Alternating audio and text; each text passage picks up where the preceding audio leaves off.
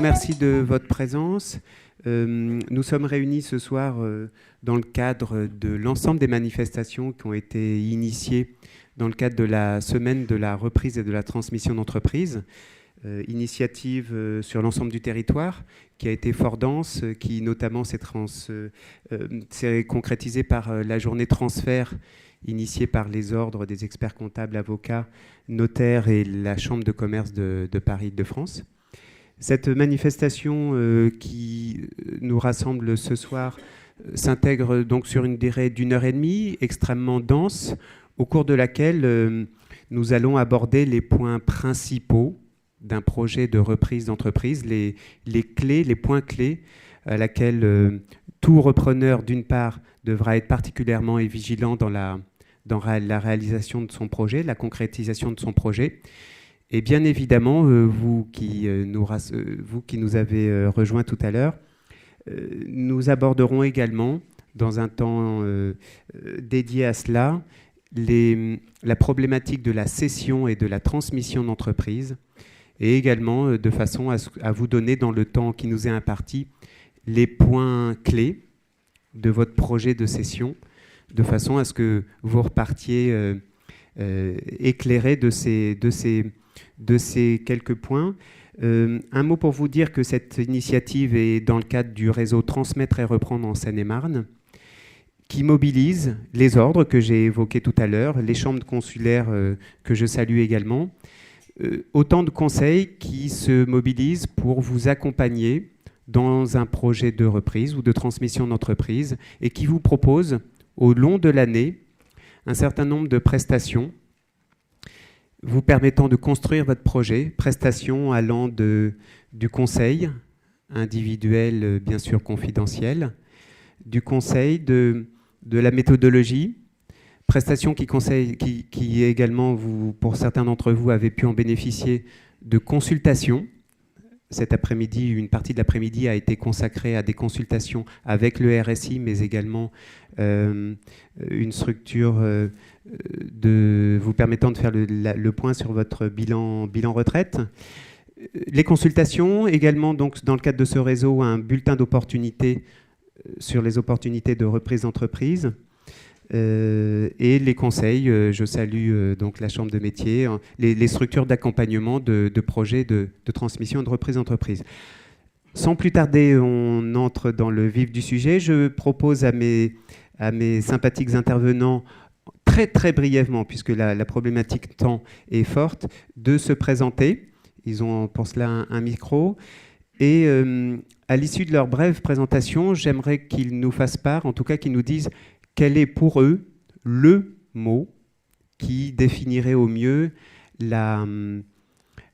l'anticipation de leur projet, de la réussite, en tout cas le mot-clé permettant d'illustrer la réussite d'un projet de reprise ou de transmission d'entreprise. Sachant que ce que je vous demanderai, c'est de ne pas répéter entre vous les mots. Donc vous êtes 5, trouvez les 5 mots-clés qui peuvent définir la réussite d'un projet. En tout cas, le conditionner. Sandrine, c'est à vous.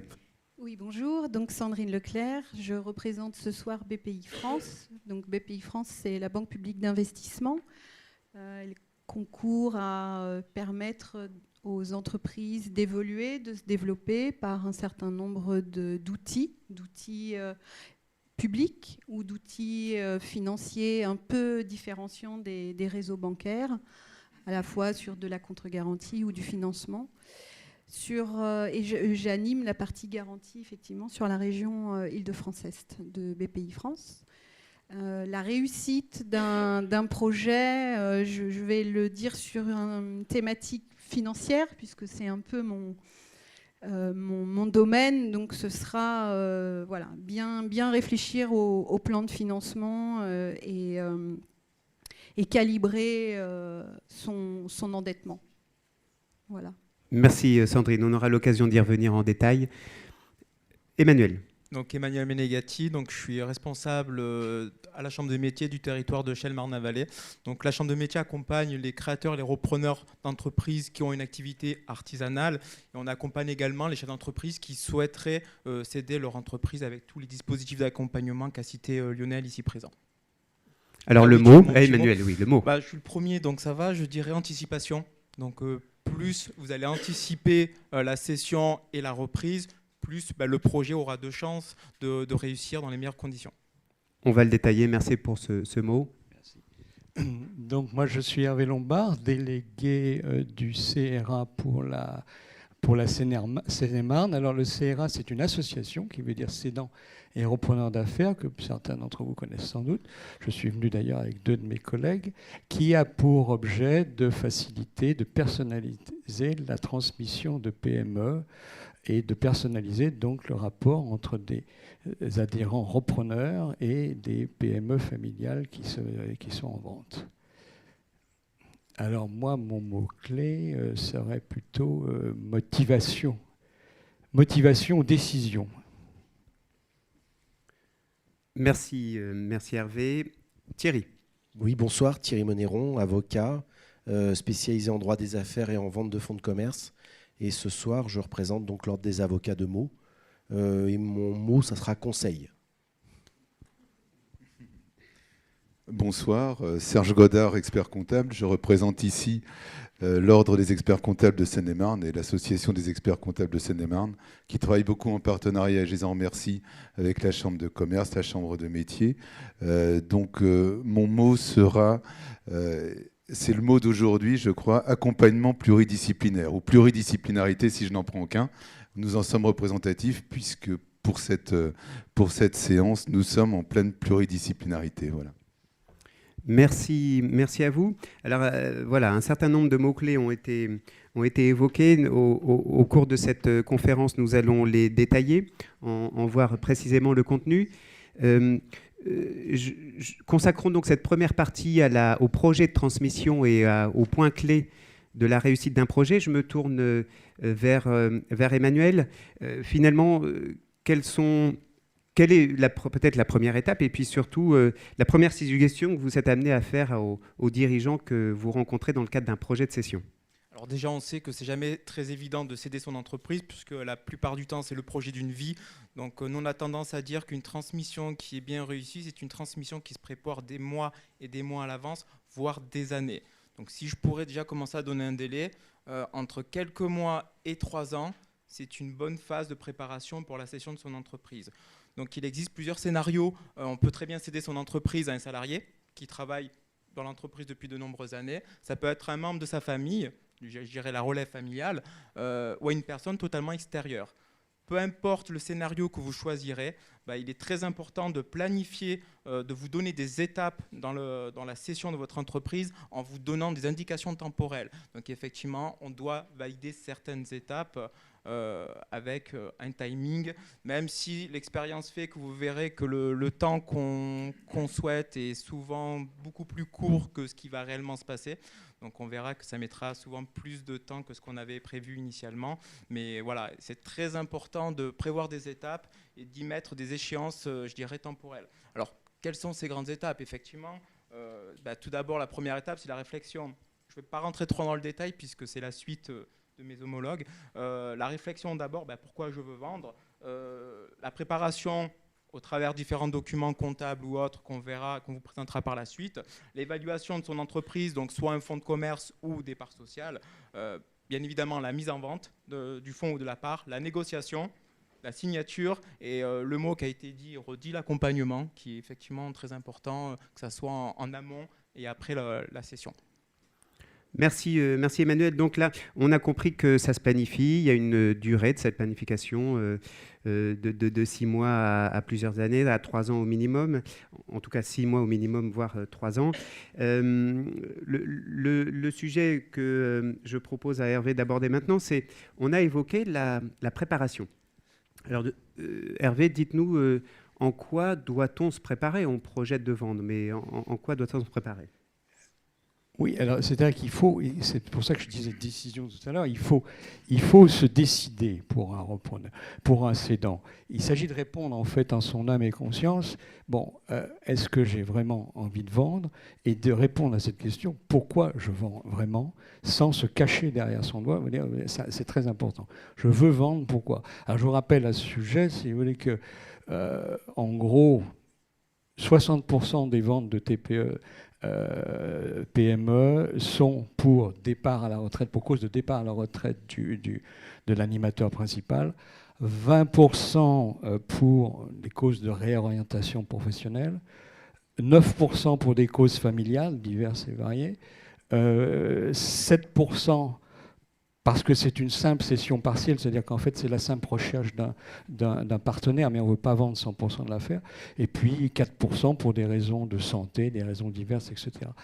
Mais nous pensons au CRA, ce qui est important, c'est pas de dire, quand on veut vendre, c'est pas de dire, bon, je vais mettre mon affaire en vente, je verrai bien ce que ça donne, si je trouve un garçon, si je trouve un repreneur sympathique, si je trouve un prix intéressant, je vais tâter le marché. Non, aujourd'hui, il faut clairement prendre la décision de vendre et s'y tenir, parce que ça évitera beaucoup d'erreurs, beaucoup de non-dits dans un processus qui engage des efforts, qui engage du temps et des frais, et qui risque d'être long. Aujourd'hui, si vous voulez, on estime qu'entre le moment où un cédant décide de vendre et met son affaire en vente d'une façon ou d'une autre, et le moment où il touche le chèque, on est plus près de 18 mois que de 12. Et encore, c'est une moyenne. Il y a des gens nous on a des cédants qui, au bout de 2 ans, abandonnent. Bon, c'est un parcours du combattant, de même d'ailleurs pour le repreneur, on va revenir là-dessus, mais qui est un processus relativement long. Voilà. Alors, une fois que la décision est prise, ben là on en a déjà parlé, il faut aussi répondre à cette question, à qui je veux vendre. Il faut le savoir d'avance, ça. Il faut pas attendre. Est-ce que j'ai envie de vendre, là, tu en as parlé, bon, je veux dire, soit à quelqu'un de ma famille, mon fils ou mon neveu, soit en interne s'il y a un salarié ou plusieurs qui seraient prêts à reprendre l'affaire, soit à un tiers personne physique, soit à une PME qui veut faire de la diversification externe, qui veut faire de la croissance externe ou de la diversification, soit si le marché, l'activité s'y prête, carrément un grand groupe qui veut faire aussi de la croissance externe. Mais ça aussi, nous conseillons que ce soit quelque chose où le cédant ait déjà sa préférence avant de vraiment mettre en vente. Alors, une fois qu'il y a ça aussi, il faut aussi qu'il sache comment et comment il veut être payé, quand il veut être payé. Donc, il y a le cédant qui dit « Moi, je veux vendre mon affaire, je ne sais pas, 425 000 € parce que j'ai vu un petit mois de Provence pour ma retraite qui vaut 425 000 €, donc je veux absolument 425 000 €. Ça, ce n'est pas forcément la bonne pioche, ce n'est pas forcément la bonne approche. Préférable dire « Bon, le prix exact n'est pas la chose fondamentale. L'important, c'est que je vende à quelqu'un qui pérennise ce que j'ai fait et qui protège, enfin, qui garde la structure et les principaux salariés qui m'ont accompagné tout au cours de la vie de l'entreprise. Il y a aussi la question qu'il faut résoudre avant. Est-ce que je veux vendre 100%? Est-ce que je ne suis pas prêt à vendre qu'une majorité au départ, à rester en entreprise et à me faire payer plus tard des 49% un peu plus tard? Il y a aussi la question, est-ce que je suis prêt à accepter un crédit vendeur si un des repreneurs me demande de faire un crédit vendeur? Ou est-ce que je suis prêt à avoir une partie de mon paiement en paiement différé par le biais d'un earn-out, etc. Plutôt se fixer dès le départ si on est prêt ou pas à ce type de transaction. Et puis, bon, en final, en aval de la vente, il faut réfléchir, bien sûr, à ce qu'on fera une fois qu'on aura touché le chèque, en fait, pour un cédant. Alors, quel sera mon projet de vie? Quelles seront les conséquences sur ma vie familiale ou sociale, etc. Bon, alors, vous avez là... c'est un peu bateau, ce que je dis, mais bon, il y a pour les retraités, est-ce que je vais aller faire la pêche à la ligne une fois que j'ai touché mon chèque, ou au contraire, c'est plutôt préférable, croyez-moi, mais bon, est-ce que j'ai pas intérêt à se trouver une activité, je ne sais pas, bénévole ou payée, qui me permette de rester plus ou moins dans ma sphère professionnelle ancienne? Toutes ces questions-là, nous conseillons aux cédants d'essayer d'y répondre le plus possible avant de mettre son affaire en vente. Voilà, c'est ça là, une partie de la préparation. Alors il y a aussi, je crois, là, toute la préparation plus, ça c'est une préparation psychologique. Alors, et il y a la préparation plus financière ou juridique. Dont je ne sais pas, je crois que c'est toi qui veux en parler. Oui, alors, absolument. En tout cas, oui. Donc on comprend bien que cette décision, elle est d'ordre personnel. C'est en tout cas le registre sur lequel Hervé, vous êtes intervenu. C'est véritablement, est-ce que demain, je suis prêt à envisager une autre vie finalement? C'est ça votre propos. Est-ce que demain, j'ai prévu autre chose? Mais finalement, il y a aussi le point que le dirigeant n'est pas...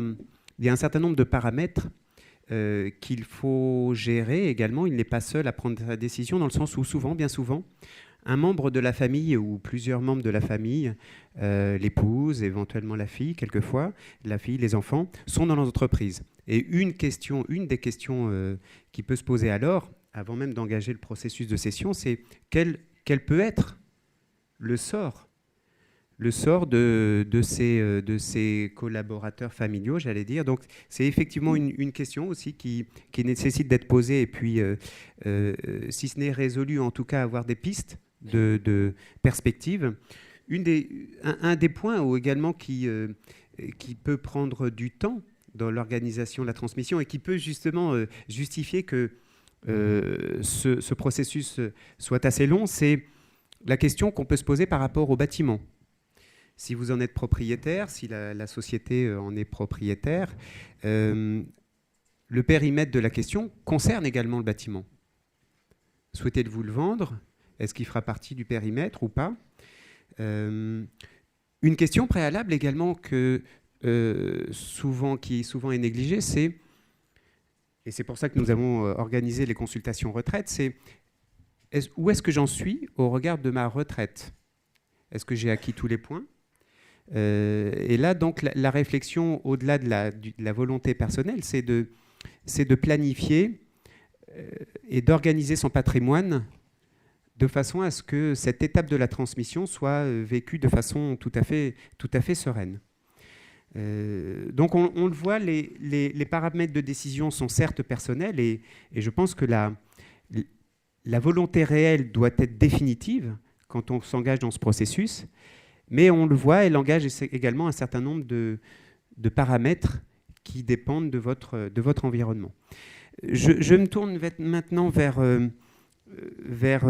Serge Godard, qui va évoquer les points davantage relatifs à l'organisation, non pas personnelle, qu'on a abordé, mais l'organisation de l'entreprise, puisque pour certaines fois, en tout cas bien souvent, on constate que l'entreprise elle-même doit être organisée pour ce projet de transmission. Alors, on entend dire quelquefois, on parle de, vous me direz si vous l'entendez également, de faire belle la mariée. Alors, qu'est-ce qu'on entend par là? Et dites-nous en plus, Serge. Alors, les anglo-saxons parlent de window dressing, d'ailleurs, en effet, par rapport au fait d'améliorer l'entreprise pour la rendre belle, etc.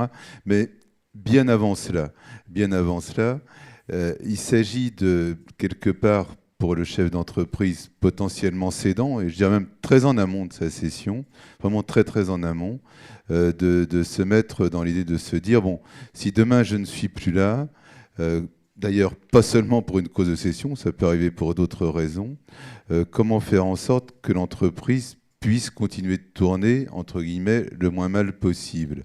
Alors on va distinguer ici, évidemment, les problématiques ne seront pas les mêmes selon la taille de l'entreprise. Un artisan qui a un salarié, un apprenti, voire même un compagnon et un apprenti sur une toute petite entreprise, ne va pas être égal par rapport à cette problématique, par rapport à une entreprise qui a 30 ou 40 salariés, qui a par hypothèse un management intermédiaire, qui fait qu'un certain nombre de tâches soient délégables ou que la connaissance soit partagée, c'est certain. Mais tout de même, il y a des éléments qui sont comparables pour tout cela, même si la réalisation sera un petit peu différente. Le conseil qui pourrait être donné est que même une entreprise individuelle où le garçon est tout seul, ou la fille d'ailleurs, est tout seul à la direction et à l'exécution des tâches, a intérêt à mettre sur écrit ses process, c'est-à-dire faire ce qu'on appelle tout simplement des manuels de procédure. Ça paraît un peu chiant, un peu bête, mais c'est déjà une manière de structurer son entreprise pour soi-même, et évidemment, pour le repreneur potentiel, ce sera quelque chose de facilitateur, au sens qu'il pourra expliquer quel est le process interne de l'entreprise. Ça paraît très bête, mais intériorisez-vous cela et posez-vous vous-même la question. Je pense qu'ici, j'ai un parterre de chefs d'entreprise en majorité. Posez-vous vous-même la question des process internes de votre entreprise. Est-ce que réellement ils sont connus de l'ensemble de vos salariés, si vous en avez, et pas seulement de vous-même? Donc les mettre par écrit. Mettre par écrit son fichier client, les particularités de certains clients. Mettre par écrit qui sont les fournisseurs, les sous-traitants, les particularités de ceux-ci. Même au niveau de ses salariés. Même le petit nombre que l'on a. Avoir une petite fiche d'évaluation de ceux-ci seront des éléments précieux à communiquer le moment venu aux futurs repreneurs. Donc je dirais, ça n'est rien, c'est pas grand-chose, mais c'est beaucoup. Ce n'est pas nécessairement des démarches qu'on a l'habitude de faire, mais je peux vous assurer qu'elles sont importantes et pour soi-même, et également pour son entreprise et pour son repreneur. Donc, ça, premier point. Second point d'évidence, mais qui va un petit peu avec ce que j'ai dit tout à l'heure, se poser la question de, quelque part, de ses forces et de ses faiblesses en tant que chef d'entreprise. Je suis, par hypothèse, dans mon entreprise, quelqu'un qui est très bon commercialement. Dans la perspective de la vente, il sera potentiellement intéressant que j'essaie de m'adjoindre, de recruter éventuellement un salarié qui soit plutôt commercial, de telle sorte que le commercial ne repose pas sur mon entreprise. Et ça, c'est en effet, comme ça a pu être dit tout à l'heure, c'est pas des choses dont on va se préoccuper 2 mois ou 3 mois avant de vendre sa boîte. On est vraiment dans du cycle long pour la mettre en état d'être vendue, c'est-à-dire de ne plus être indispensable à son propre process. C'est vraiment quelque chose d'important. Donc, je le dis pour le commercial, mais on pourrait le dire également pour la production ou pour certaines tâches techniques, si dans l'entreprise, ce qui arrive aussi, le chef d'entreprise est plutôt un profil de technicien. J'ai participé il n'y a pas très longtemps à la session d'une boîte dont le chef d'entreprise est également le responsable de la production. Ça paraît pompeux comme terme, c'est une boîte de 15 personnes, mais c'est lui qui organise, qui planifie et qui est le garant de l'exécution de la production. Et bien dans le cadre de la session, j'étais ici côté repreneur, c'est un élément dont on a dû se préoccuper pour penser le coup d'après, de l'après-accompagnement. Je ne sais pas si l'accompagnement de la session est dans notre périmètre, mais ce sont des choses dont il y a lieu de se préoccuper. Donc, organiser l'entreprise également, c'est une dimension à laquelle on pense en général, mais je le redis ici, sur le plan de la fiscalité de la cession, en fonction des objectifs des cédants, le départ en retraite ou bien la réorientation professionnelle. Il est vrai qu'on a de plus en plus, je constate, je ne sais pas si c'est le cas pour le CRA et d'autres intervenants, de chefs d'entreprise de 45-50 ans qui pensent et qui réalisent d'ailleurs la cession de leur entreprise. C'est quelque chose de relativement nouveau. On était plus avant dans le schéma classique, j'arrive en retraite et je veux vendre mon entreprise.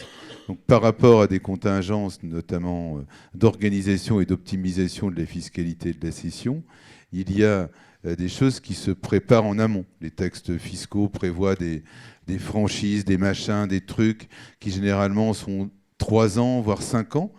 Se préparer 5 ans à l'avance, organiser juridiquement son entreprise pour la vendre 5 ans à l'avance, est loin d'être idiot sur le plan de l'optimisation fiscale. C'est très clair. Donc l'organisation de l'entreprise, c'est faire en sorte que dans la perception du repreneur, elle puisse maintenir son chiffre d'affaires. C'est-à-dire si on est très très copain avec un client qui représente, j'ai eu ça il n'y a pas très longtemps, 80% du chiffre de la boîte, ça rend les choses complexes. Donc essayer autant que se peut de se diversifier en termes de clientèle, ça a du sens. Maintenir sa rentabilité, se préoccuper effectivement de la sortie d'actifs qui peuvent être un frein à la vente. L'immobilier peut être un frein à la vente dans les cas qui sont de plus en plus rares de nos jours. On en rencontre encore où l'immobilier est la propriété de l'entreprise. c'est plutôt un problème éventuel pour la cession. Et là aussi, l'organisation suffisamment en amont de la sortie de l'immobilier permettra de le faire dans la tranquillité et en l'optimisant sur le plan fiscal. Organiser l'entreprise, c'est la maintenir en état de marche, continuer d'investir, continuer de rechercher des clients. Il ne faut pas s'arrêter. Le discours que j'entends pratiquement à tous les coups, ceci dit, il ne faut pas se raconter de bêtises, mais je comprends pourquoi il est dit, du cédant vis-à-vis du repreneur. Ah bien, moi, vous savez, je commençais à être un peu fatigué, machin, j'avais plus vraiment le jus, donc j'aurais pu entreprendre ce genre de développement, faire ce genre de trucs, etc. Je ne l'ai pas fait, je vous le laisse. Le message qu'on veut faire passer, c'est mon entreprise a du potentiel, je vous le dis. J'ai envie de dire, si on le montre, mon entreprise a du potentiel et j'ai attaqué tel et tel chantier de développement, ben c'est encore plus parlant, c'est encore mieux et c'est encore plus vendeur. Donc ne pas s'arrêter. Après, dans son process, on sait qu'il y a des entreprises qui sont plus difficiles que d'autres à vendre. Et parmi les difficultés de la vente de certaines entreprises, il y a les process ou les typologies d'entreprises qui nécessitent d'avoir des stocks très importants et encore pire, des stocks importants qui tournent à petite allure. J'avais une boîte à vendre d'un gars qui faisait je ne sais plus très bien quoi, qui vendait des produits de modélisme, de petites voitures ou je ne sais pas quoi. Mais il avait un stock colossal, absolument considérable, qui représentait techniquement une grosse part de ses fonds propres. Eh bien, dans l'évaluation de la boîte, dans le montage du LBO et tous ces sujets, c'était vraiment quelque chose de complexe à gérer. Donc se préoccuper de son process pour optimiser ce genre de sujet dans son bilan, les stocks, éventuellement, si on a des clients qui paient traditionnellement mal, essayer avec les limites de ce sport, de les discipliner. Si on a des comptes courants d'associés importants, essayer de les purger, parce que tout ça seront des écueils à la cession, et on ne gère pas ça 3 mois avant de la vendre, c'est très clair. Je pense que le banquier qui est là et tous les intervenants diront la même chose. Voilà, quelques sujets, mais je pourrais vous faire toute la nuit là-dessus. On a d'autres sujets. Alors, on prévoira une nuit de la transmission. Je prends au mot la proposition de Serge. Donc, merci de ces propos. Je retiens de vos propos, Serge, que les propos majeurs sont effectivement la capacité, en tout cas, mobilisez-vous pour décrire les process de l'entreprise. Certes aussi également, on l'a vu, reprendre certains points du compte de résultat, du bilan, on l'a vu également, anticiper la fiscalité. Vous parliez tout à l'heure, vous évoquiez le fait de montrer le potentiel de l'entreprise. Et donc là, on est maintenant au stade, dans la réalisation de votre projet, de présenter l'entreprise. Présenter l'entreprise. Le repreneur doit effectivement être convaincu du potentiel de l'entreprise et il revient aux dirigeants de constituer un dossier de présentation qui, effectivement, au-delà des process qu'a évoqué Serge, présentera dans toutes ses dimensions l'entreprise, la capacité de production, l'équipe, son parcours.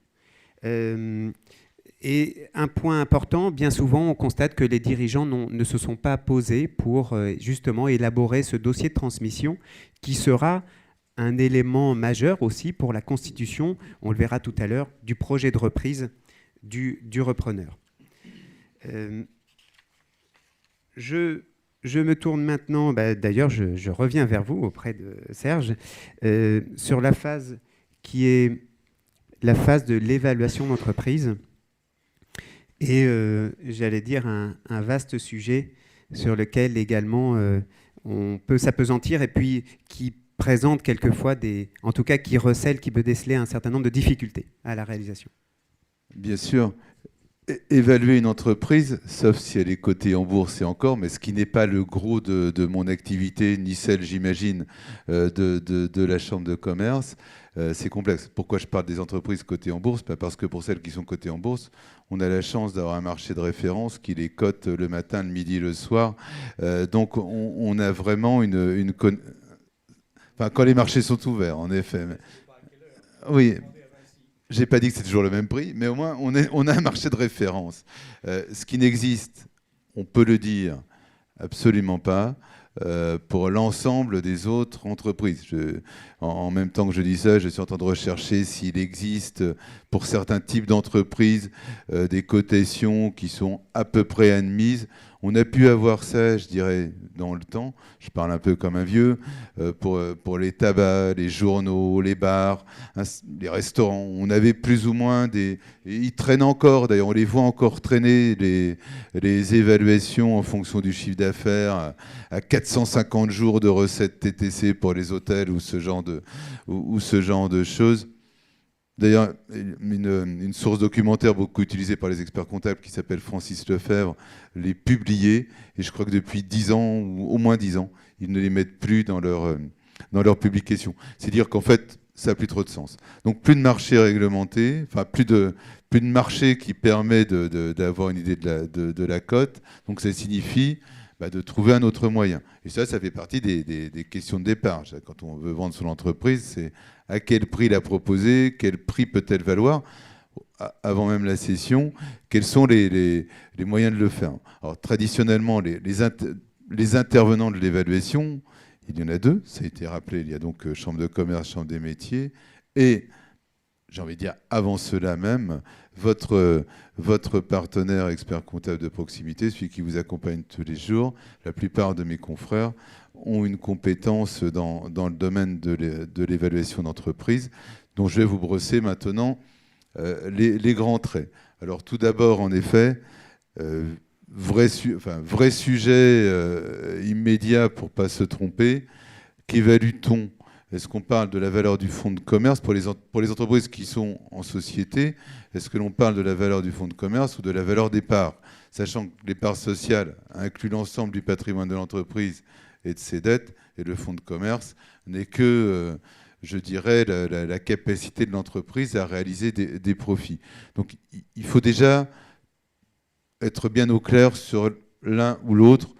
On s'aperçoit, nous les praticiens, voyant arriver soit des cédants, soit des repreneurs, on a vraiment les deux cas de figure, on pose cette question toute belle. Bon, le prix que vous me dites là, c'est pour le fonds de commerce, c'est-à-dire sans le stock, sans ce genre de choses, ou bien c'est pour l'entreprise dans son ensemble, c'est-à-dire les parts. En général, c'est... je sais pas trop, je crois que c'est les parts, mais il n'y a pas le stock, ou ce genre de choses. C'est assez régulier. Bon, donc on se met d'accord sur ce dont on parle, c'est toujours plus facile, et ensuite on avance. Bon, génériquement, la valeur d'une entreprise, ça n'est, pour citer un économiste qui s'appelle Paul-Anthony Samuelson, qui est mort aujourd'hui, mais assez âgé, il disait la valeur d'un actif est égale à la somme actualisée de ses flux de revenus futurs. Voilà, fin de l'histoire. Je vous passe la main. Merci. Est-ce que c'est clair? Merci Serge. On avait besoin de ça. Une petite intégrale aussi là-dessus, un petit tracé carré. C'est bien clair pour tout le monde. Mais ceci dit, attends, je vais vous le faire un peu plus simple, mais c'est la vérité des choses. C'est-à-dire tout simplement, la valeur d'une entreprise, c'est sa capacité à générer des bénéfices, et sa capacité à générer des bénéfices dans un temps prévisible plus ou moins long. Donc selon qu'on ait une entreprise, ça paraît une évidence, mais ça mérite de le dire, selon qu'on ait une entreprise qui ait plus ou moins de rentabilité, elle sera plus ou moins chère. Selon que cette entreprise ait une visibilité de ses revenus futurs plus ou moins importante, elle vaudra plus ou moins cher.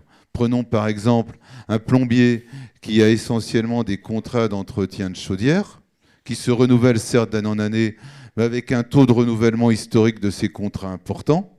Le repreneur peut raisonnablement imaginer qu'il aura un retour de ses contrats futurs, et donc ça permet au cédant de donner une valeur à son entreprise beaucoup plus importante qu'une entreprise de plomberie qui, par hypothèse, ferait un chiffre d'affaires à peu près identique, mais essentiellement réalisé sur de la rénovation ou sur des travaux neufs, c'est-à-dire sur à chaque fois devis, exécution, facture, et puis on se pose, et puis on recherche un autre client.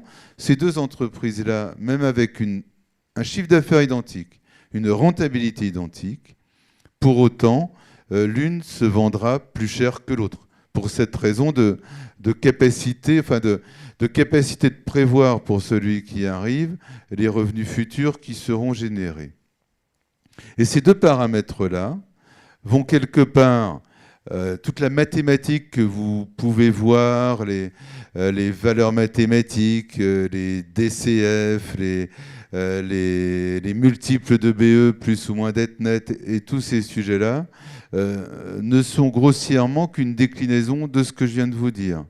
Capacité bénéficiaire et espérance du maintien de ce bénéfice dans le temps par rapport au contrat, par rapport aux évolutions technologiques. Il y a des métiers, on sent bien, qui sont... Bon, on sait qu'on vit le numérique et toutes ces choses. C'est un petit peu implicitement ce que je disais tout à l'heure, de préparer son entreprise pour l'avenir, pour la vente, ça en fait partie. Mais on sait très bien qu'il y a un certain nombre de métiers qui sont, si je puis dire, en souffrance, en changement, peut-être en disparition. Si on est dans une entreprise qui est dans ce genre de cas de figure, la vente sera forcément difficile et en tout état de cause, l'évaluation par rapport aux grilles que je viens d'en donner sera nécessairement difficile. Je vous citais la capacité bénéficiaire d'une entreprise dans les paramètres d'évaluation. On rapproche, là c'est un petit peu plus technique, mais j'ai tout de même envie de vous en faire part et de vous y sensibiliser. Sous le contrôle des banquiers toujours, je reviens à cette notion que j'évoquais de stock important et qui tourne peu.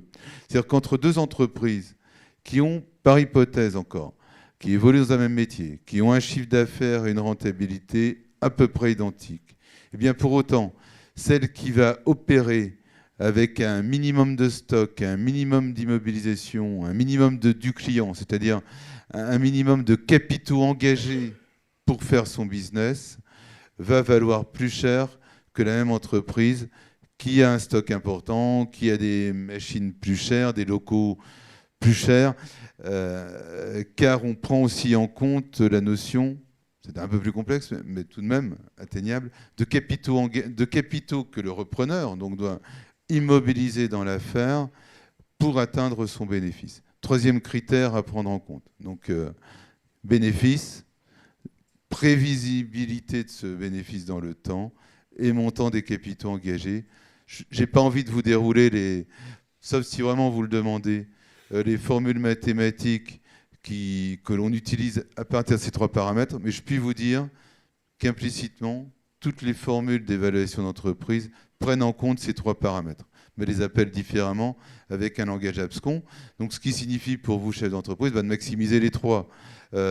Accroître la capacité bénéficiaire avec un minimum de stock et autant que se peut, même si ça devient un peu un rêve complexe, autant que se peut avec des contrats dont on peut espérer qu'ils se renouvellent dans le temps.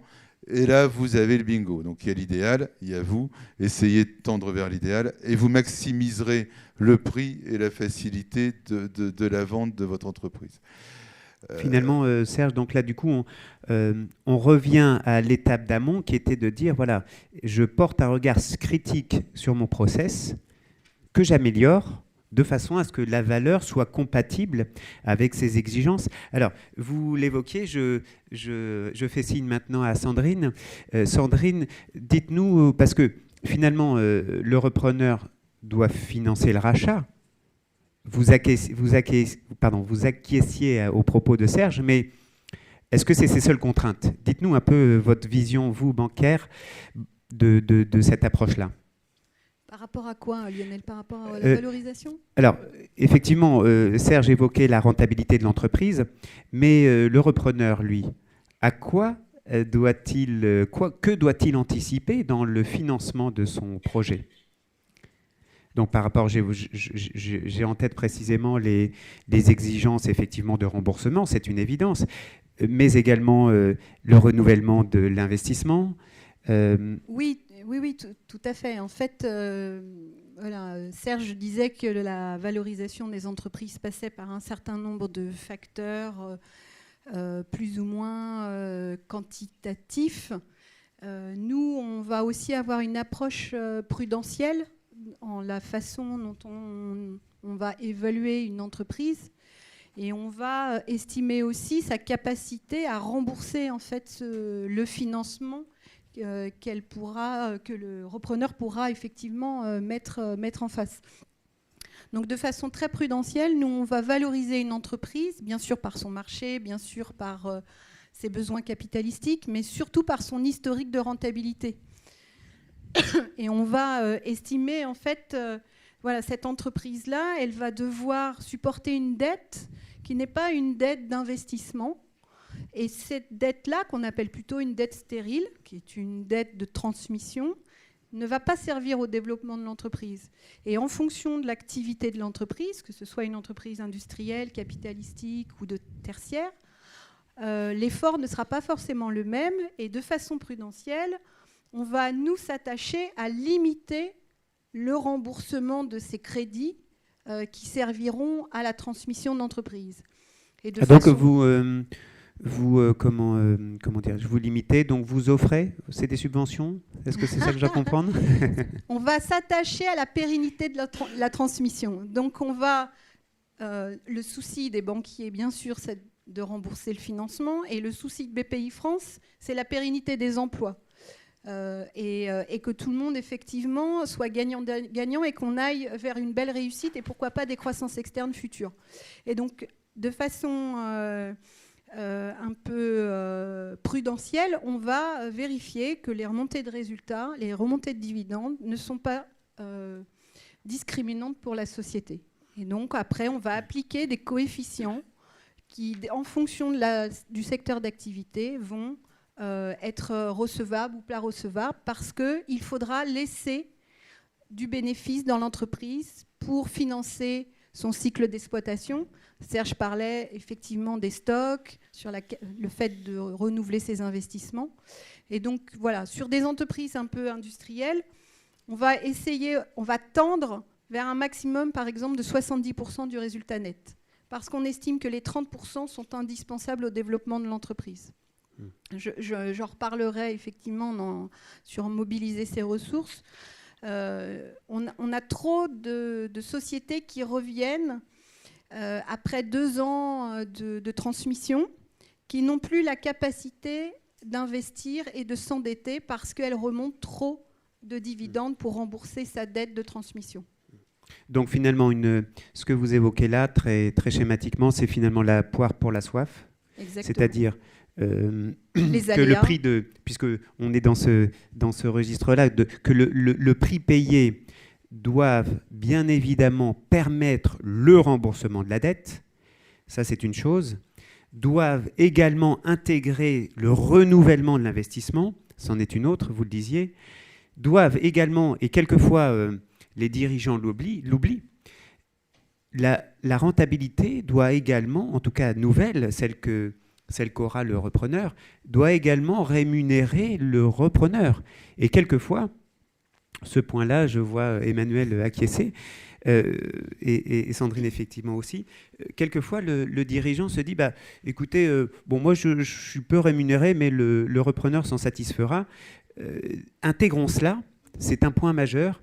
Donc finalement, au-delà même du remboursement de la dette, il y a un certain nombre de points qu'il faut prévoir. Je rebondis sur ce que vous dites, Lionel, parce qu'effectivement, on a trop de dossiers qui nous arrivent en nous disant « Oui, mais ça passe parce que le repreneur est sous forme de convention, rupture conventionnelle, est aux acédiques et bénéficie de l'ACRE et va avoir 2 ans le paiement de sa rémunération. » Et nous, on dit « C'est bien, ce n'est que effectivement la poire pour la soif. » Mais nous, on veut vérifier qu'au moment de la rémunération du dirigeant à chiffre d'affaires constant, on est bien dans cette capacité à pouvoir rémunérer le repreneur.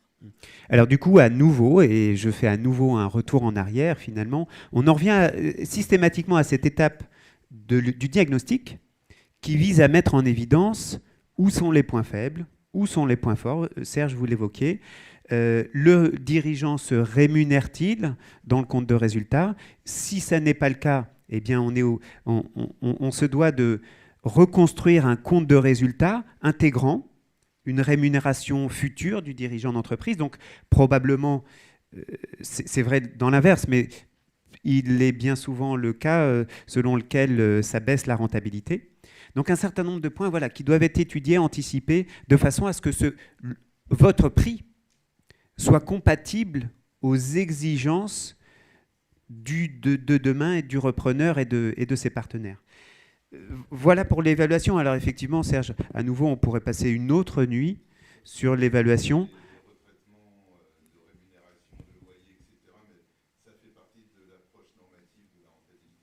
Voilà, donc vous évoquez l'approche normative, ça signifie que, effectivement, au regard de cette analyse de l'entreprise, on est amené finalement à retraiter le compte de résultat, et du coup, la rentabilité telle qu'elle pouvait être affichée dans le compte de résultat, eh bien, elle peut être sensiblement différente.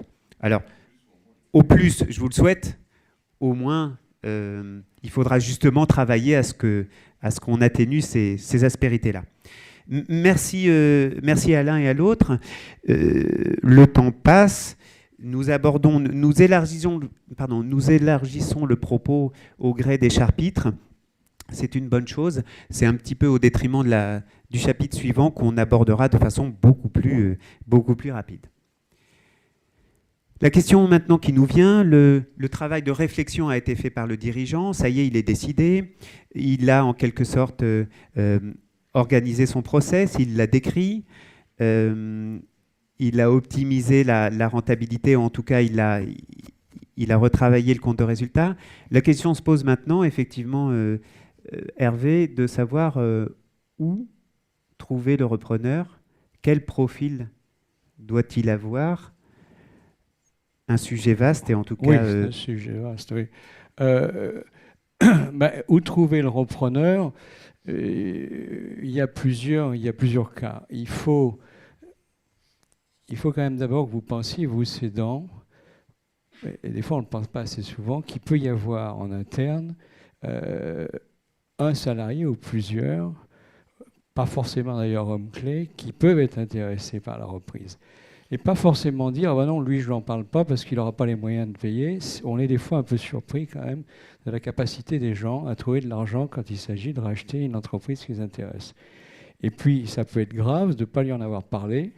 Au moment de la cession à un tiers, cette personne peut se trouver flouée. Et si c'est le directeur commercial qui fait 50% des ventes, il donne sa démission le jour de la vente, c'est peut-être pas la meilleure chose à faire. Autre circuit, enfin autre source pour trouver des repreneurs, c'est que il ne faut pas hésiter quand même, si on a confiance, à en parler à des entreprises à des gens qui sont dans le même secteur, les entreprises qui sont dans le même secteur, à des fournisseurs, pourquoi pas, sous le sceau évidemment de la confidence, il faut avoir une certaine confiance, mais ce n'est pas forcément une mauvaise idée. Alors la troisième voie, c'est évidemment de chercher un repreneur inconnu qui, par définition, vous allez le trouver non pas en mettant une annonce sur le Bon Coin, il faut absolument passer par des organismes, des intermédiaires dont c'est le métier de faciliter la reprise, type CCI, CRA, pardon de faire un peu de publicité. Excusez-moi Hervé, juste à ce moment oui. de votre propos, je me tourne vers Sandrine pour lui poser la question. Dans les dossiers de LBO qu'elle accompagne, est-ce que vous avez une idée à peu près de ce qui est reprise en interne par rapport à ce qui est reprise externe? Schématiquement, vous avez une idée de ces statistiques? On pourrait penser que c'est la majeure partie en fait des dossiers et pas du tout. Laquelle? On pourrait penser que c'est le salarié en fait qui se propose effectivement, mais souvent les salariés ont une approche plus technique et n'ont pas forcément l'approche gestion et souhaitent rester en fait dans leur spécificité et ne souhaitent pas prendre le pari de reprendre l'entreprise. C'est souvent effectivement les profils qu'on peut rencontrer sont plutôt des personnes extérieures, des tiers, voilà, avec un profil plutôt Bac+5 et en ayant un niveau de gestion, de choses comme ça. Mais on va dire que les repreneurs salariés, c'est plutôt un tiers. D'accord. Excusez-moi Hervé, je vous ai interrompu. Non, je t'en prie. Donc, je disais, dernier processus, c'est de passer obligatoirement un petit peu, je dirais, par des organismes comme les nôtres, et surtout éviter de mettre une annonce type annonce sur le Bon Coin. Ce qui est important dans tout ça, c'est qu'à un moment, il faut bien arbitrer le couple, alors confidentialité, efficacité. Je veux dire par là que vous vendez votre entreprise, surtout si elle est bonne et qu'elle est saine, c'est un acte positif et sain. Donc il ne faut pas avoir peur d'en parler autour de soi, en tous les cas, à des professionnels qui garderont d'ailleurs une certaine confidentialité, ou à des gens qui peuvent être intéressés. C'est pas un acte, à partir du moment où on est décidé, nous pensons que c'est pas un acte qui doit rester secret. Alors bien sûr, on peut se poser la question, si j'en parle au directeur commercial, tout le monde va le savoir. Bon, peut-être, mais c'est quelque chose d'important. C'est un acte positif de vendre sa boîte, surtout si elle fait des bénéfices, etc. Donc, autant le faire connaître, et ça, des fois, on sait que ce n'est pas forcément facile de la part du cédant, de faire connaître, en tous les cas, à des professionnels de la reprise et à des gens qui pourraient être intéressés, tout ça en leur demandant, bien évidemment, une certaine confidentialité professionnelle. Donc, effectivement, donc les organismes existent, vous les avez évoqués, qu'ils soient institutionnels, CRA, chambre de métier, chambre de commerce, mais également les cabinets de rapprochement. Dans vos propos, Hervé, je donnerai immédiatement le micro à Thierry pour compléter sur le registre justement de la reprise par le salarié. Il y a quelques mois, on a été quelque peu chiffonné, étonné, bousculé, interrogé par cette réglementation visant à informer, au devoir d'information du salarié.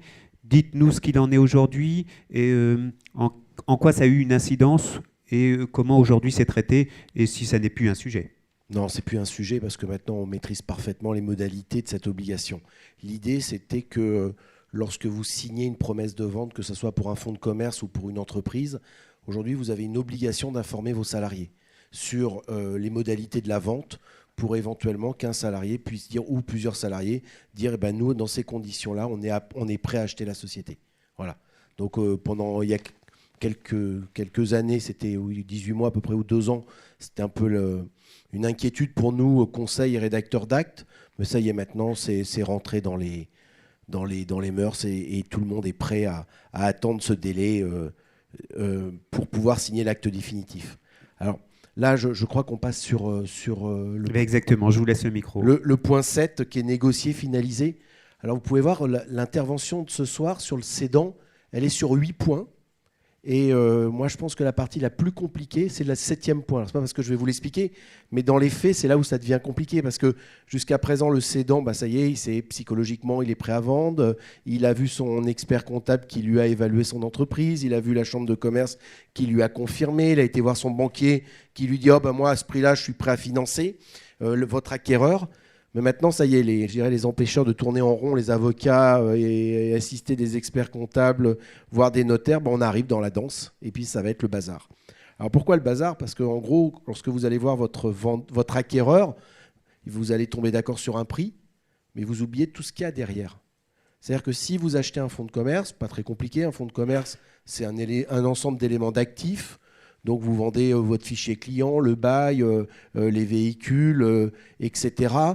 Pour une somme de temps. Pas trop besoin de garantie parce que la loi, elle vous garantit que, plutôt pour l'acquéreur, il est garanti par rapport à la loi. Si on lui a caché quelque chose, si on lui a menti sur les actifs, il pourra toujours se retourner. Mais par contre, si je vends une société, le jour de la vente, c'est une photo de la société. Et on vend par rapport à cette photo. Mais cette photo, elle peut être erronée. Il ne faut pas oublier que si vous vendez demain matin votre société, l'acquéreur, pendant 3 ans, peut avoir un inspecteur des impôts, un inspecteur d'URSSAF qui vient frapper à sa porte et redresser une période qui concerne le vendeur. Donc si vous mettez de l'argent sur la table pour acheter la société, vous allez vouloir être garanti par rapport à ces événements. Vous pouvez avoir oublié une facture dans un tiroir, puis d'un seul coup on la retrouve. On peut, là j'ai un dossier en ce moment, on avait à l'actif un dépôt, un pas de porte, on pensait que c'était le bail en cours, mais finalement ce n'était pas le bail en cours. Donc là on nous a gonflé l'actif de la société, donc la garantie va jouer. Et là quand vous allez négocier, donc vous avez négocié le prix avec votre acquéreur, vous avez négocié les modalités du paiement, est-ce que ça sera un prêt bancaire, est-ce que ça sera un crédit vendeur ? Moi je suis contre le crédit vendeur, parce que j'estime que vous êtes vendeur et vous n'êtes pas banquier, et que si le banquier ne veut pas prêter l'argent, c'est qu'il a détecté des anomalies, et que ce n'est pas à vous, vendeur, ou alors que vous avez l'intention de partir à la retraite ou de changer de vie, de prendre un risque de ne jamais être payé par l'acquéreur. Donc moi, je vous déconseille le crédit vendeur. Donc vous êtes tombé sur le prix, vous êtes tombé d'accord sur les modalités. Maintenant, on va éplucher la garantie d'actifs et de passifs. Alors elle est de quel prix? Je vends ma société 500 000 euros. Elle est de combien? Tout en sachant que demain, je peux avoir des éléments d'actifs, un contrôle fiscal, un contrôle social, peut-être pour 200, 300 000 euros. Donc il y a une discussion. Donc on va la limiter à combien cette garantie d'actifs et de passifs? Est-ce qu'elle se déclenche dès le premier euro? J'ai un fournisseur qui m'envoie une facture, vous me devez 2 000 euros. Est-ce que je paye 2 000 euros ou est-ce que j'ai une franchise? Est-ce que j'ai un seuil de déclenchement? Est-ce que j'ai une limite? Est-ce qu'elle peut être dégressive? C'est-à-dire que la première année, on peut peut-être la mettre à 300 000 euros, la deuxième, on va la mettre à 200, et la troisième année, on va la mettre à 150. Souvent, lorsque je présente cette garantie d'actifs et de passifs, je dis que moi, franchement, je suis prêt à mettre 3 milliards de dollars de garantie, je ne les ai pas. Donc, pour être sûr que si demain la garantie doit jouer et que je trouve de l'argent, eh ben, je vais demander à mon vendeur de me garantir la garantie. Donc, par exemple, le prix de vente va être à 500 000 euros, je vais lui demander une garantie peut-être de 200 000 euros. Et sur cette garantie bancaire, sur cette garantie d'actifs et de passifs, je vais lui demander de me garantir 150 000 euros. Donc, vous, vendeur, dans votre tête, vous disiez, je pars avec 500 000 euros, mais finalement, pendant 3 ans et demi, vous allez peut-être avoir 100, 150, 200 000 euros bloqués sur une assurance vie, parce que c'est la contrepartie par rapport à la garantie de la garantie, et cette somme, vous ne la toucherez que dans 3 ans et demi. Donc là encore, je peux vous dire qu'il y a des tensions. Là. Jusqu'à présent, tout allait bien. En gros, vous étiez arrêté sur je pense prendre ma retraite 31 décembre 2016. Vous êtes prêt à mettre 500 000 euros sur la table. Donc jusqu'à présent, tout allait bien. Puis là, chacun, vous avez été voir vos conseils. Et là, il commence à vous expliquer tout ça. Donc c'est à partir de ce moment-là où vous pouvez avoir quelques tensions. Après, je vais aller, donc cette garantie d'actifs et de passifs, ça fait 30 pages, donc je ne vais pas rentrer dans le détail. Mais surtout, retenez qu'il y aura un montant. On va vous demander une garantie de la garantie, on va vous demander un seuil de déclenchement, on va certainement vous demander une franchise, puis on va vous demander peut-être des particularités dans cette garantie. Donc c'est pour ça que tout à l'heure, quand vous m'avez demandé un mot conseil, je pense qu'il faut absolument être entouré par votre expert comptable, par l'avocat, par le notaire. C'est une obligation maintenant. Les modalités d'accompagnement aussi, c'est-à-dire que vous, vendeur, l'acheteur va vous dire j'ai besoin de vous, 1 mois, 2 mois, 3 mois. Pour moi, plus c'est court, mieux c'est. Parce que c'est votre bébé, comme on a pu le dire tout à l'heure. Psychologiquement, vous êtes déjà prêt à vous séparer de votre bébé. Mais de voir une personne assise à votre place, alors que ça fait 30 ans que vous êtes derrière ce bureau, que d'un seul coup, on va vous mettre dans un petit coin pour la clause d'accompagnement, vous n'êtes plus le décideur, alors que ça fait 30 ans que c'était votre bébé, c'était vous le décideur. C'est très compliqué psychologiquement. Déjà, c'est compliqué de vendre. Mais d'être l'adjoint, même pas sans être vraiment l'adjoint, mais d'être présent sans pouvoir prendre de décision, c'est très compliqué. Après, la discussion, c'est est-ce qu'elle est rémunérée? Est-ce qu'elle n'est pas rémunérée? Est-ce que j'ai un statut d'auto-entrepreneur pendant ce temps-là? Voilà, donc il y a plein de solutions. Après, il y a aussi les clauses de non-concurrence. Le vendeur l'acheteur va mettre 500 000 euros sur la table. Il a peut-être envie d'avoir des garanties qu'il ne vous retrouve pas demain matin en face chez lui. Donc là encore, cette clause de non-concurrence, elle est différente de celle que vous pouvez trouver dans les contrats de travail. Le contrat de travail, elle est limitée dans le temps, dans l'espace, et elle est rémunérée. En matière de vente, elle est limitée dans le temps et dans l'espace. Voilà, mais vous ne pouvez pas lui interdire à votre vendeur de ne pas exercer dans la France entière, parce que là, ça sera excessif. Donc là encore, il faut faire très attention à tous ces éléments. Donc c'est pour ça que moi, je pense que très très rapidement, quand vous souhaitez vendre votre entreprise, c'est prendre rendez-vous avec vos conseils pour faire le point. Parce que n'allez pas vous engager avec votre acheteur sur certains points sans avoir vu la cession dans sa globalité. Donc je pense qu'en amont, très rapidement, il faut prendre des conseils. Pour éviter effectivement cette cacophonie que vous évoquiez, et puis les désillusions, voire les ruptures, on l'a déjà évoqué à plusieurs reprises. Oui, souvent, moi je pense que c'est un dossier sur 3 où la première tentative de vente sera un échec. Voilà. Parce que vous êtes parti en vous disant c'est bon, j'ai trouvé mon acquéreur, l'évaluation, ça convient, mais c'est tous ces petits détails qu'on vient de voir sur la garantie d'actifs, sur les clauses de non-concurrence, sur les clauses d'accompagnement, où ça peut accrocher et vous allez passer à autre chose. Et je pense que la deuxième négociation se passera beaucoup mieux. Et puis surtout, il faut que le feeling y passe avec votre conseil.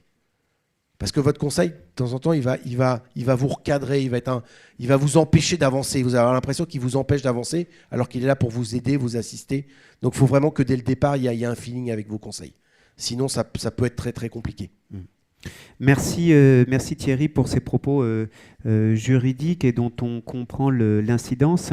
Le feeling, et là du coup ça me donne une excellente entrée en matière, le feeling doit également être intimement partagé avec le repreneur, puisque certes, la transmission, c'est un sujet, on l'a vu, de chiffres, un sujet de juridique, un sujet fiscal, un sujet de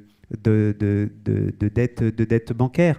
Mais c'est pour beaucoup la conviction et la volonté de faire ensemble, une volonté partagée de réaliser un projet.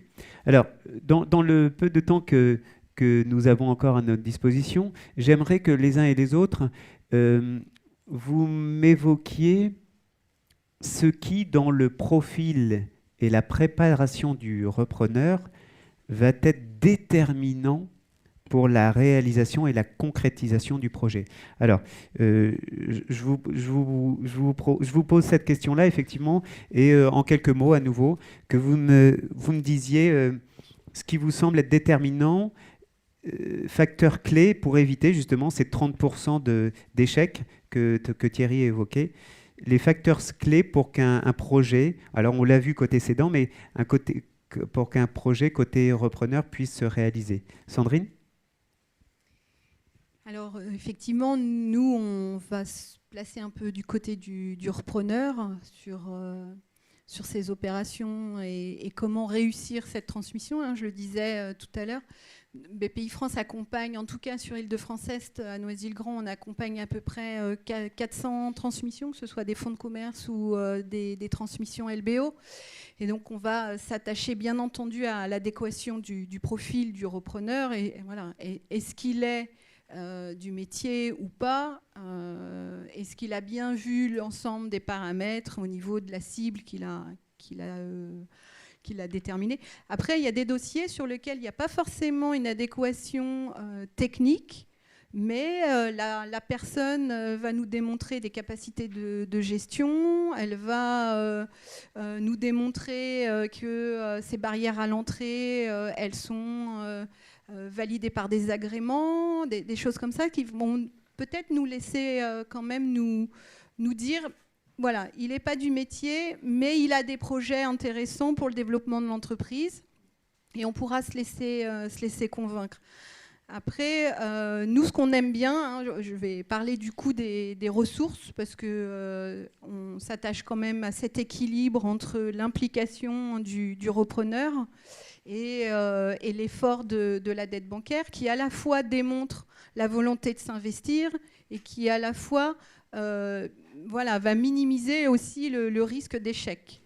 Et donc, mobiliser des ressources, ça va effectivement être passé par les apports personnels.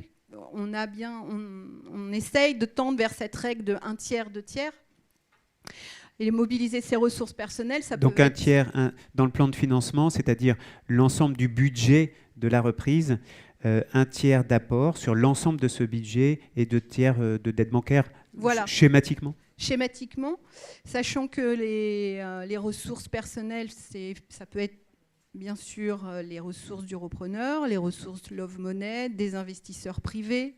Ça peut être surtout, je recommande vivement d'aller voir les plateformes qui réalisent des prêts d'honneur, les réseaux Entreprendre, Initiative France, qui ont à la fois ce rôle d'accompagnement et qui à la fois rajoutent des apports personnels. Ces prêts d'honneur sont faits à la personne physique qui injecte en compte courant, mais pour les banques, c'est quand même assimilé à des ressources. Même si c'est un prêt d'honneur à taux zéro, c'est quand même assimilé à des apports en fonds propres. Et en plus, c'est un gage d'accompagnement qui valide et sécurise la transmission de l'entreprise.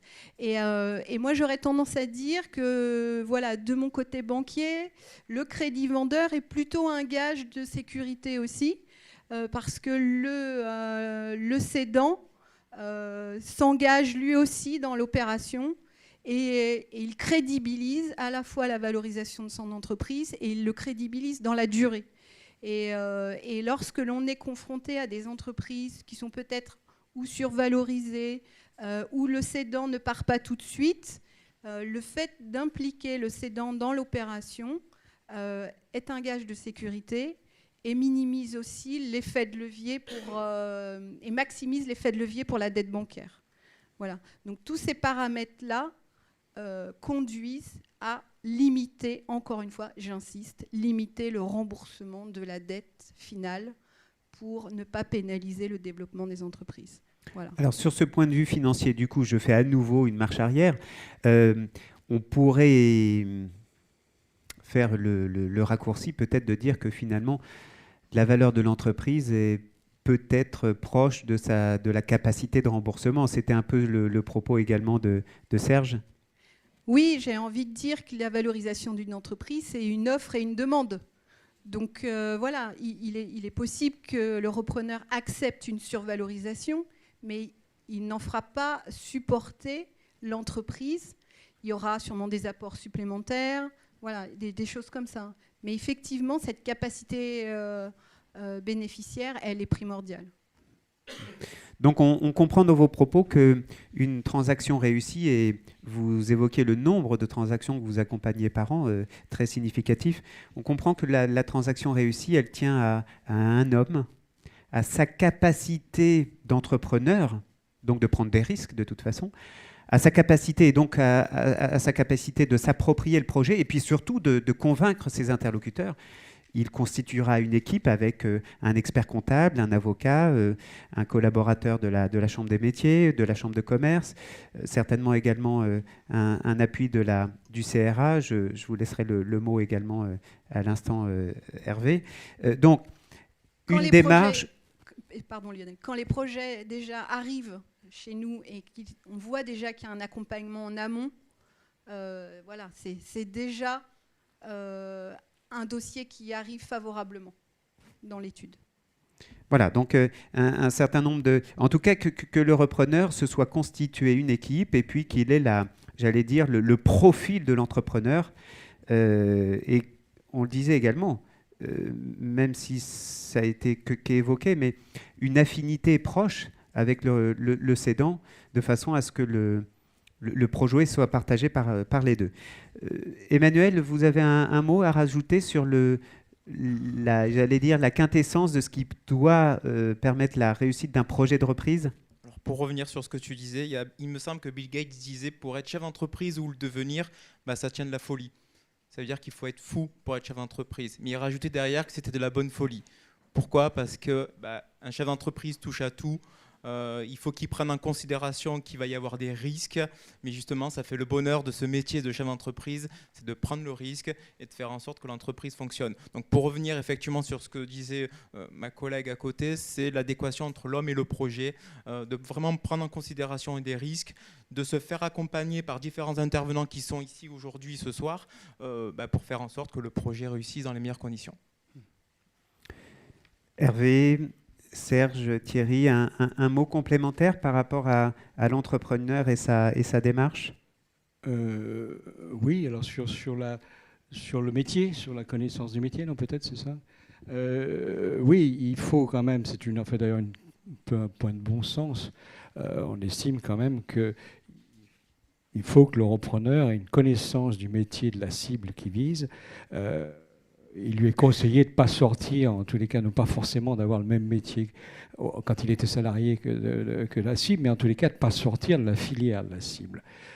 C'est quelque chose d'important, parce que ça lui permet en fait de connaître. Il sait d'avance les intervenants de la filière, il connaît l'état d'esprit de la filière, il connaît le marché, en fait.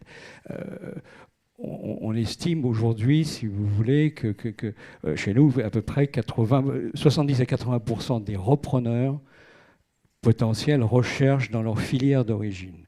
Alors c'est un point aussi important, je crois, pour les banques, c'est-à-dire que vous jugez quand même que c'est un plus d'avoir, de ne pas trop sortir de son métier quand on était salarié. Ceci étant, on observe quand même qu'il y a 20% à peu près de repreneurs qui changent complètement de voie, et ça peut marcher. Ça peut marcher, soit parce qu'ils saisissent une opportunité exceptionnelle, soit simplement parce qu'ils ont envie de réaliser une passion qu'ils avaient avant, du genre, moi j'étais, je ne sais pas, j'étais chef comptable dans une entreprise de cosmétiques et puis j'ai envie d'acheter, de reprendre le distributeur régional d'une grande marque de moto parce que j'adore la moto. Alors, ça peut marcher, il y a des échecs aussi, mais enfin, bon, ou en tous les cas, il y a des non-aboutissements, mais on observe quand même aussi quand même qu'il y a quand même un certain nombre de pourcentages de gens aujourd'hui qui peuvent véritablement changer de métier. Parce que, en gros, au-delà de la motivation, je disais, moi, mon mot-clé, c'était motivation. C'est encore vrai, c'est d'autant plus vrai pour un repreneur. Il faut être motivé, mais il faut aussi savoir se faire plaisir, hein, surtout quand on a 45-50 ans. Si on ne se fait pas plaisir en rachetant quelque chose, on ne va pas bien le faire. Voilà. Bon, c'est quand même une question de bon sens aussi.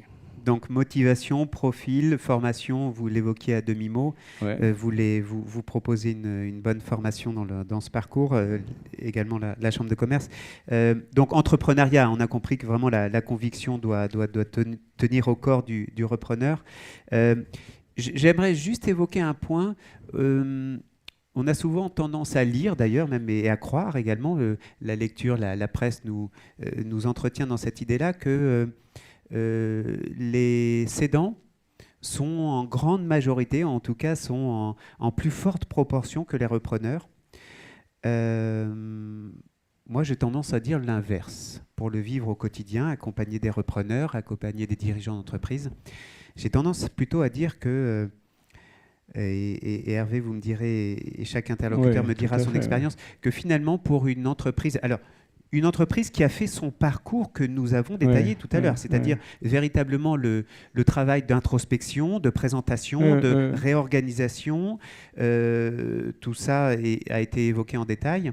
J'ai tendance à dire que finalement, pour une bonne affaire, c'est-à-dire celle qui a été préparée en amont sur les sujets dont on a parlé, pour une bonne affaire, j'ai tendance à dire qu'il y a 3 repreneurs. Tout à fait. Et aujourd'hui, on constate... Merci Hervé d'approuver cette constatation. On constate également que le contexte économique, en tout cas c'est ce à quoi ce sur quoi je pense en tout cas, je pense que le contexte économique fait que parmi ces repreneurs, on constate également une forte recrudescence, peut-être Sandrine vous pourrez me le confirmer, une forte recrudescence des sociétés. C'est-à-dire que les repreneurs personnes physiques, j'en salue certains dans cette assemblée, sont de plus en plus confrontés à une concurrence de sociétés qui sont en recherche d'opportunités de croissance, d'opportunités de portefeuille complémentaires. Voilà, donc quelques propos pour battre en brèche des idées reçues, et puisque nous... Oui, je comprends tout à fait ce que tu dis. C'est-à-dire aujourd'hui, nous, on a clairement sur ce marché de la TPE, PME de Seine, in bonis, on a un fichier de 3 bons repreneurs formés pour une bonne affaire à vendre.